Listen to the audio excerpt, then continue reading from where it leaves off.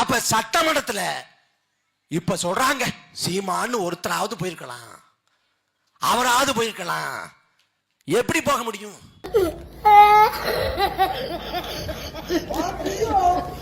நிலைமைக்கு உண்டான மொத்த காரணமும் திமுக அதிமுக கை கோர்த்ததுனாலதான், கை கோர்க்கணும் துடிச்சதுனாலதான். இதோட கோர் அதான். அதை நம்ம விட்டுறோம். மீதி எல்லாத்தையும் கை கோர்க்கிறதுல என்ன சார் தப்பு? தப்பு தப்பு இல்ல நான் சொல்லல. நீங்க யார் சார் கட்சி இல்ல? நீங்க யார் சார் அவுட் கொடுக்கிறதுக்கு? நான் தப்பு சொல்லலங்க. நீங்க யார் சார்? நான் யாருமே கிடையாது. ஆனா அதிமுக இடைத்தேர்தலை கை கோர்க்கும். நீங்க கை கோருங்க. நீங்க தயவு செய்து கை கோருங்க. உங்களை வாஷ் அவுட் பண்றோம். உங்களை டிஃபீட் பண்றோம். அதனால எங்களுக்கு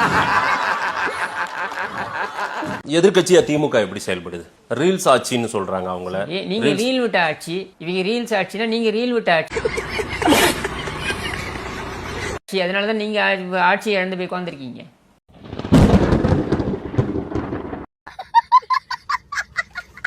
இப்ப ஜென்சி டிஎம்கே ப்ரோக்ராம்ஸ் நடக்குது. போய் ஊரா போய் வண்டியா பேசுறது, கெட்ட கெட்ட வார்த்தையில பேசுறது, அசிங்கமா பேசுறது, இது மாதிரி கிரிஞ்சு வேலையெல்லாம் பண்ணிட்டு தான் நீங்க ஜெயிச்சிடலாம் நீங்களா கற்பனை பண்ணிக்கிறீங்க.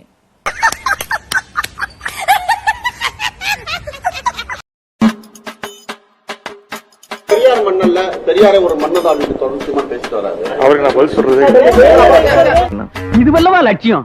இந்த லட்சியத்துக்காகத்தான் கருவாட்டு கூடையோட வீட்டுல இருந்து கிளம்பி வந்திருக்கீங்களா?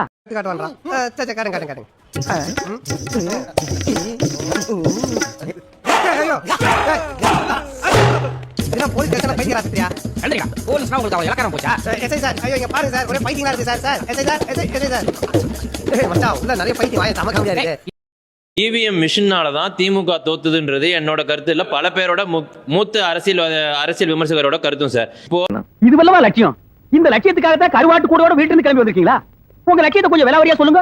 ஏன் இவிஎம் மிஷின் வந்து ஹேக் பண்ண சொல்றோம் அப்படின்னா, அது எலெக்ஷன் கமிஷன்ல ப்ரூவ் ஆயிருக்கு. இவிஎம் மிஷின் வந்து ஹேக் நேர்ல போய் ஒருத்தர் பண்ணி காட்டியிருக்காரு. அதே மாதிரி கோர்ட்லயும் தீர்ப்பு ஆயிருக்கு. இவிஎம் மிஷின்ல வர ரிசல்ட்டும் விவிபேல வர ரிசல்ட்டும் வேற வேற காட்டுது. அதனால மக்களுக்கு நம்பகத்தன்மை இல்ல, வெளிப்படைத்தன்மை இல்லன்னு தான் பல கண்ட்ரில அதை வந்து பேன் பண்ணி வச்சிருக்காங்க. அதுக்கு நீங்க ஸ்ட்ராங் ப்ரொடெக்ட் எடுக்க மாட்டீங்க இவிஎம் மிஷின் எதிரா. லூஸ் இல்லனே மென்டல். அண்ணன் வந்து திமுக சீக்ரெட் ஏஜென்ட் போல, இந்த பக்கத்துல இருந்து திமுக சீக்ரெட் ஏஜென்ட்டா இருக்கும்போது அவருக்கு கூடாதா? முதல்ல வந்து நியாயமா இருக்கா? 4 பேர் நின்று எங்களுக்கு அவ்வளவு பெரிய கூட்டம் வரப்போது, அதனால எங்களுக்கு இடம் கொடுக்க மாட்டாங்க, இது பண்றாங்க.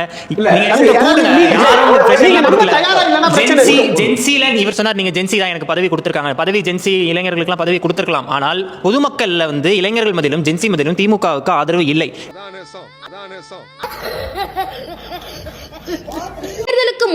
தேர்தலுக்கு முன்னாடின்றதை தவிர கடந்த 5 ஆண்டுகளில் பயன்படுத்தாத ஜென்சி டிஎம்கே இளைஞர்கள் இதை வந்து இப்பொழுது பயன்படுத்துவதற்கான ஒரு விஷயத்தை நல்லா புரிஞ்சுக்கணும்.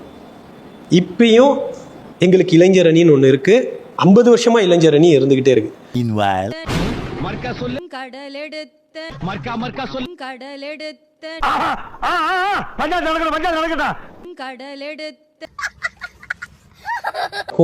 அந்த கூட்டங்களுக்கும் திமுகவுக்கும் சம்பந்தம் கிடையாது.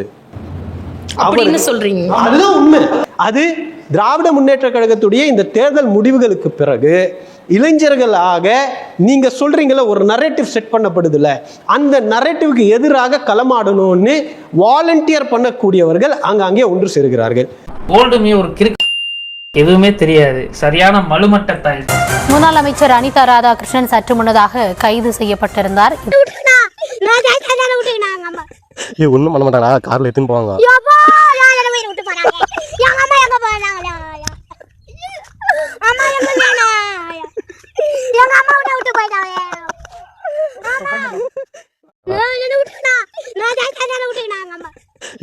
கார்ல எடுத்துன்னு போவாங்க.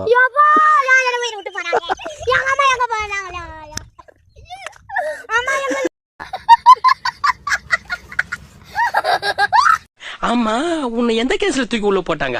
திருட்டு கேஸா, கெஞ்சா கேஸா, கள்ள தொடர்பா? நேரம்டா என் நேரம். மேம்பாலம் கட்டுறதுல முதலமைச்சருக்கு தொடர்பு இருக்குன்னு சொல்லி பொய்யா ஒரு அறிக்கையை விட்டேன். ஆதாரத்தை காட்டுன்னு சொல்லி இங்க கொண்டு உள்ள போட்டான். இதெல்லாம் நடக்குமா? நடந்துருச்சு. கரூரில் செந்தில் பாலாஜிக்கு சொந்தமான வீடு, பண்ணை உள்ளிட்ட இடங்களிலும் சென்னை போலீசார் தேடி வருகின்றனர். தாவேக ஆட்சியை கவிழ்க்க சதியிட்டதாக எம்எல்ஏவிடம் பேரம் பேசிய புகாரில் திமுக முன்னாள் அமைச்சர் செந்தில் பாலாஜிக்கு போலீசார் வலை என தகவலானது கிடைத்துள்ளது. அண்மை செய்தியாக பார்த்து வருகிறோம். என்னங்கடா உங்க ஆட்டம்? ஒரு 10 ரூபாய் வந்தா அதை வச்சுட்டு சும்மா இருக்கிறது இல்ல. நீராறும் கடலெடுத்த நிலமடந்தை தெளிலொழுகும் சீராரும் வதனமென திகழ் பரத கண்டமிதில் தெக்கணமும் அதிசிறந்த திராவிடனல் திருநாடும் நரா பேரு சனிமா இருக்குது ஃபர்ஸ்ட் 3 பேர் கீழே இறங்க பாடம் தெரியல ஒண்ணும் தெரியல கீழே இறங்க 3 பேரா. உங்களால் முடிந்த அளவிற்கு நிதியுதவி அளித்து எங்களை பொருளாதார சிரமமின்றி எங்களை வேகமாக முன்னோக்கி நகர்வதற்கு உதவுங்கள் என்று அன்போடு வேண்டுகிறேன். ஒரே நாள்ல ஒவ்வொருத்தரும் கோடிசனார் எப்படிங்கிற தெரிஞ்சுக்கிறதுக்கு நீங்க ஆர்வமா இருக்கீங்க அப்படித்தானே? நான் எப்படி விளம்பரம் கொடுத்து ஒரே நாள்ல ஒவ்வொருத்தருக்கு 100 ரூபாய் வாங்கி பணக்காரன் ஆயிப்போம். அதே மாதிரி நீங்க ஒவ்வொருத்தரும் விளம்பரம் பண்ணி ஒரே நாள்ல ஒவ்வொருத்தருக்கு 100 ரூபாய் வாங்கி பணக்காரன்